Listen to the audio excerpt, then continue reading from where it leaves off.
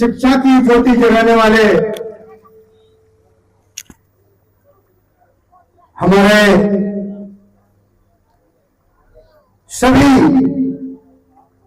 बहुजन समाज के हित में कार्य करने के लिए उन्होंने पूरा जीवन लगा दिया। ऐसे हमारे फुले साहब, उनको श्रद्धासुमन। हमारे आरक्षण के जनक और बाबा साहब अंबेडकर जी को,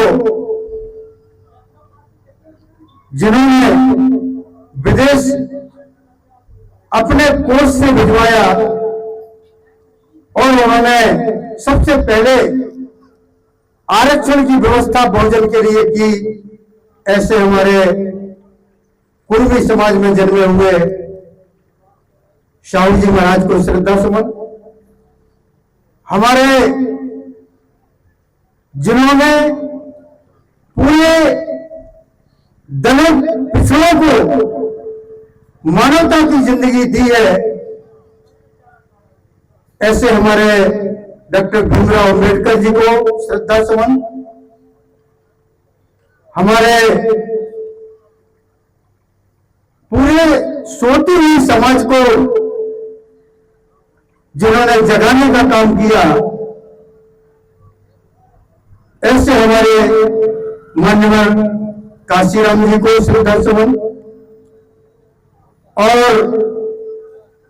हमारे बहुजन समाज के राष्ट्रीय उपाध्यक्ष और हमारे उत्तर प्रदेश की 4 बार मुख्यमंत्री रही, ऐसी हमारी आयरन लेडीज बहन मायावती जी को दीर्घायु की कामना करते हुए आज के हमारे इस कार्यक्रम की अध्यक्षता कर रहे हमारे आदरणीय भागवत प्रसाद वर्मा जी, हमारे अभी देवी जी आशु जी आपके बीच में अपनी बात को कह के गए हैं। हमारे बहुजन समाज पार्टी के बहुत वरिष्ठ नेता आदरणीय एसवी रमन जी, जो पूर्व में जिलाध्यक्ष भी रहे हैं, बीएल सालवी जी प्रवक्ता जी, सत्य प्रकाश जी हेडमास्टर साहब, श्री राम लोधी जी हमारे बहुजन समाज के जिले के उपाध्यक्ष जी, राम मनोहर जी, कुशवाहा जी, देशराज पटेल जी और हमारे जिले के सभी बहुजन समाज पार्टी के सभी वरिष्ठजन, सभी पार्टी के पदाधिकारीगण, सभी सेक्टर के प्रभारीगण, हमारे बीच में उपस्थित हमारे इस नगर के सभी आदरणीय बंधुगण, हमारी भगिनी महिला शक्ति और हमारे सभी जनप्रतिनिधिगण, भाइयों बहनों और बच्चों, आज वास्तव में माननीय कांशीराम जी का परिनिर्वाण दिवस है, लेकिन एक बच्चे का जन्मदिन है जिसके इस उपलक्ष्य में यह कार्यक्रम रखा गया। उसके लिए आदित्य राज ऐसे होनहार बालिक का असमय निधन हुआ, उसके लिए मेरे तरफ से श्रद्धासुमन अर्पित करते हुए अपने भाई को शुरू करूं। वास्तव में सभी लोगों ने, जितने वक्ताओं ने हम सभी को एक शिक्षा देने का काम, और यह शिक्षा लगातार बहुजन समाज के माध्यम से, बहुजन समाज पार्टी के माध्यम से, अन्य सामाजिक काम के माध्यम से भी हम लोगों के बीच में ये बातें आती रही और आज से नहीं डॉक्टर भीमराव अंबेडकर ने 1932 से गोलमेज सम्मेलन से इस बात को शुरू किया था। अस्पृश्यता इस समाज के लिए अभिशाप है, इस बात को लंदन में उन्होंने बोला और गोलमेज सम्मेलन में वहां गांधी जी भी थे, नेहरू जी भी थे, लेकिन डॉक्टर भीमराव अंबेडकर जी का जब बोलने का समय आया वो इतने योग्य थे कि उनकी तुलना हजारों सदियों के बाद ऐसा कोई महापुरुष पैदा होता है जैसे भीमराव अंबेडकर पैदा हुए। उन्होंने गोलमेज सम्मेलन में जब अपने प्रस्ताव को पढ़ा और रखा, गांधी जी की बोलती बंद हो गई। उन्होंने कहा हमारे भारतवर्ष में अंग्रेजों के लिए आप शासक हैं, आप शासन करते हैं, आपको एक एक बात पता है कि हमारे दलित वर्ग की, पिछड़े वर्ग की क्या स्थिति है। स्कूल में पढ़ने के लिए मना है, पूल में पानी रहना मना है, हमें स्पर्श भी किया जाता और ऐसी व्यवस्था में आप देश इनको सौंप रहे हो, हमारे लिए क्या है, गरीबों के लिए क्या है। और गोलमेज सम्मेलन में उन्होंने बात की तो वहां पूरे देश के लोग, इंग्लैंड के लोग चकित होकर रह गए और डॉक्टर भीमराव अंबेडकर जी की बात को वहां मान्यता दी गई और उन्होंने सबसे पहले हमें वोट का अधिकार 1932 में दिला दिया था। देश स्वतंत्र 47 में हुआ, लेकिन वोट का अंग्रेजों ने स्वीकार किया था कि जो डॉक्टर भीमराव अंबेडकर जी प्रस्ताव रख रहे हैं वो सर्वसम्मति से संपन्न होकर के मान्य किया जाता है, प्रस्ताव पारित किया जाता है। यहां आकर के महात्मा गांधी और जवाहरलाल नेहरू जब भारत में लौट के आए, यहां 1947 में जब सरकार बनी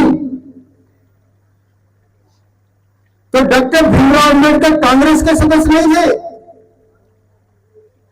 लेकिन जो last governor general Lord Mountbatten थे उनके दबाव में जवाहरलाल नेहरू प्रधानमंत्री जरूर बने, लेकिन उनको कांग्रेस का सदस्य न होते हुए मंत्री बनाया गया और यह मंत्री बनना उनकी काबिलियत थी, उनका संघर्ष था। गैर कांग्रेसी एक ऐसे उदाहरण थे कि जो मंत्रिमंडल में शामिल किए गए और विधि मंत्री बनाए गए।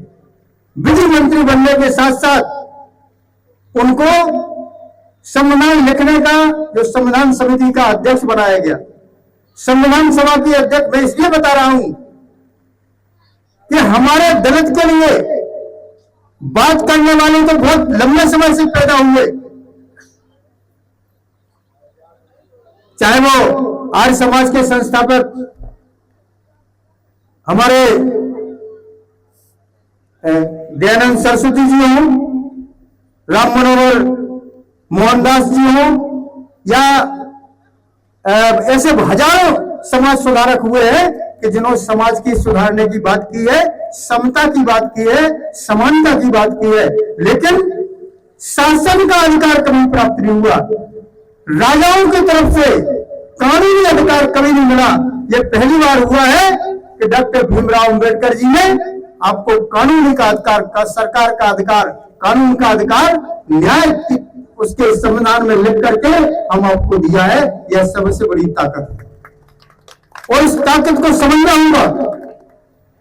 एक बात जरूर मैं आपसे कहता हूं विनम्रता से कि डॉक्टर भीमराव अंबेडकर जी को हर कोई कहता है मैं अंबेडकरवादी हूं, छाती ठोककर कहता है मैं अंबेडकरवादी हूं, लेकिन डॉक्टर अंबेडकर जी की बात को कितने लोग मानते हैं?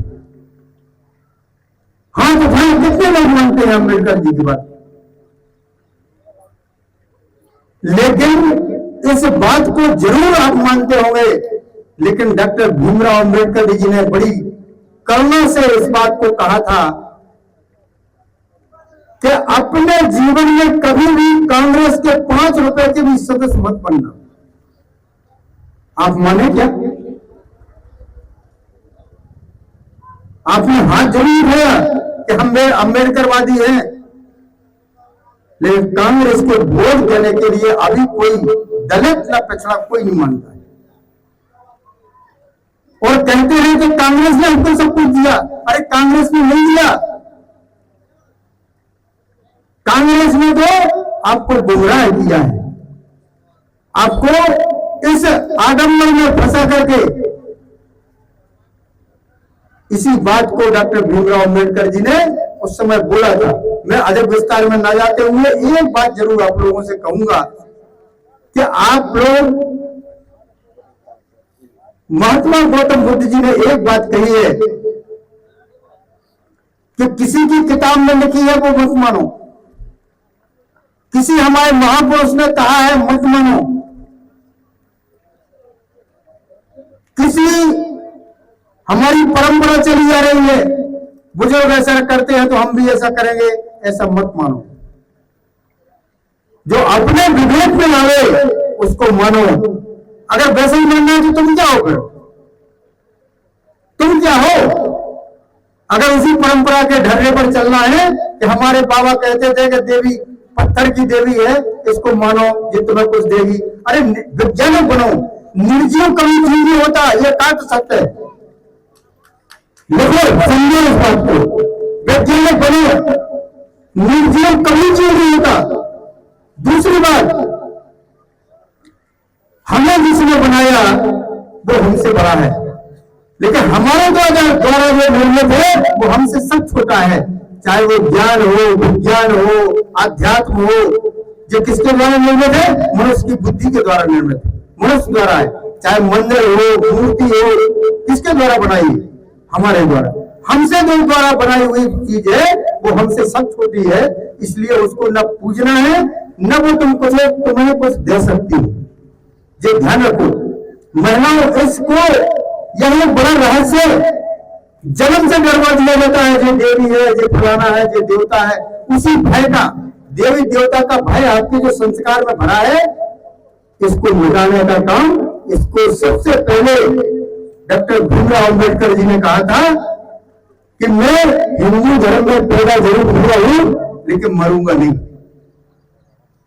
लेकिन आप रहो, लेकिन एक बात जरूर मानो कि हम इस पाखंडवाद को नहीं मानेंगे। इसीलिए सब कुछ बनाई है और इसी क्रम को आप आगे बढ़ाते रहे, इस परंपरा को जो डॉक्टर भीमराव अम्बेडकर जी, और इसी बात को जब डॉक्टर भीमराव अम्बेडकर जी ने संविधान बना करके जिस समय सौंपने गए लोकसभा में, और राष्ट्रपति जी राजेंद्र प्रसाद जी थे, जवाहरलाल जी प्रधानमंत्री थे,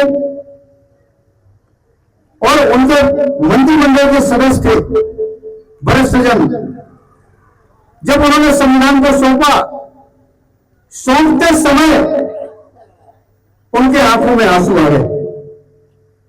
और जब बाहर लोकसभा के निकले, पत्रकारों ने उनसे चर्चा की, तो डॉक्टर भीमराव अम्बेडकर के उस समय के शब्द आज भी लिखे हुए हैं इतिहास में।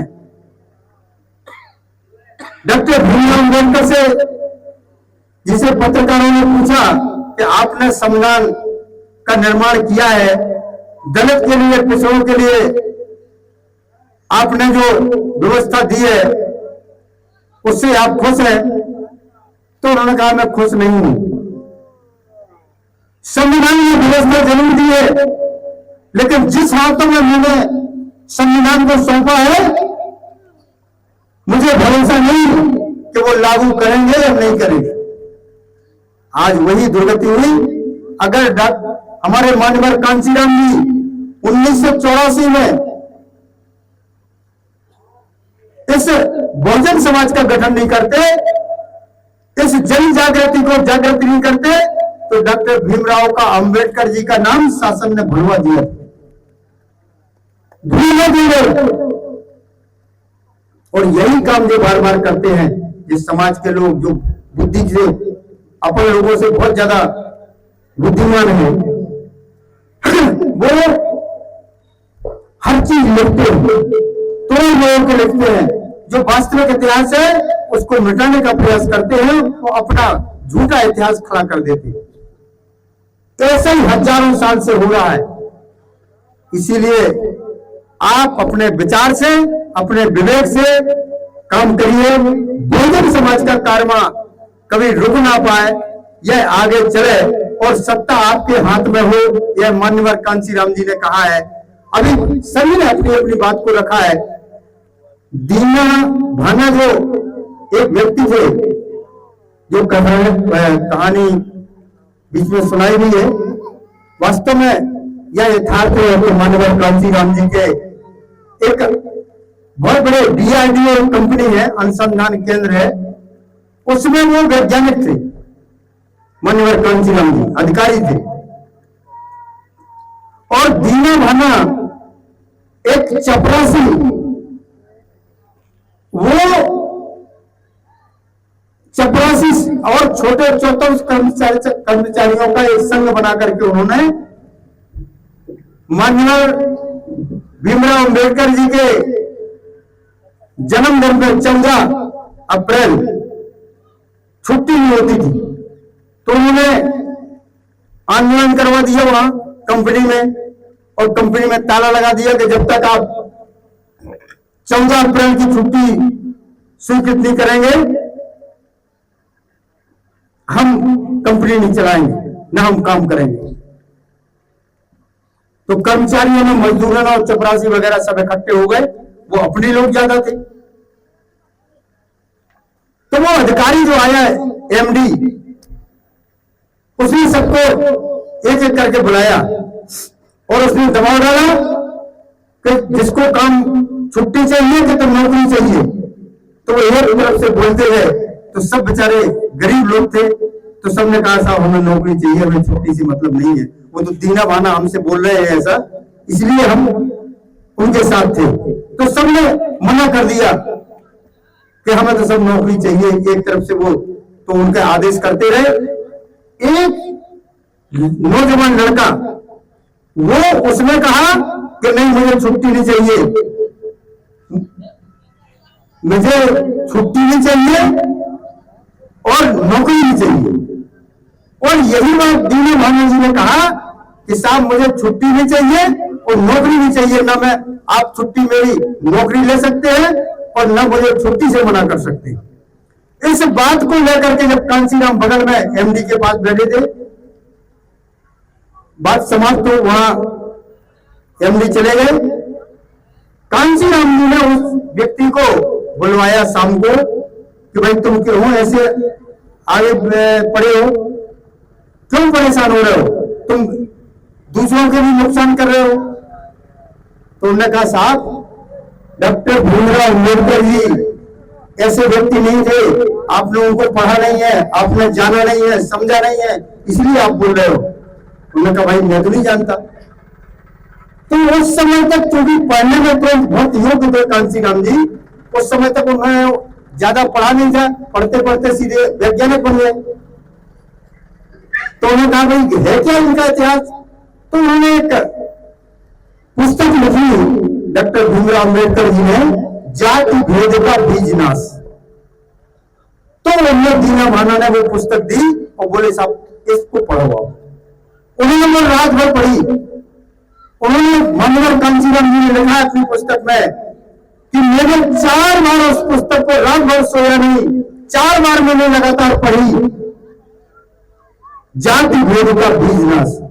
उसके बाद सुबह कांशीराम जी को ऐसा वैराग हुआ और उन्होंने सुबह एक पत्र लिखा अपनी मां के नाम, शादी नहीं हुई थी उनकी। उन्होंने पत्र लिखा और उस पत्र में लिखा कि मैं आजीवन कभी, पहली शर्त मैं शादी नहीं करूंगा, दूसरा मैं कभी जीवन में खाता नहीं खोलूंगा,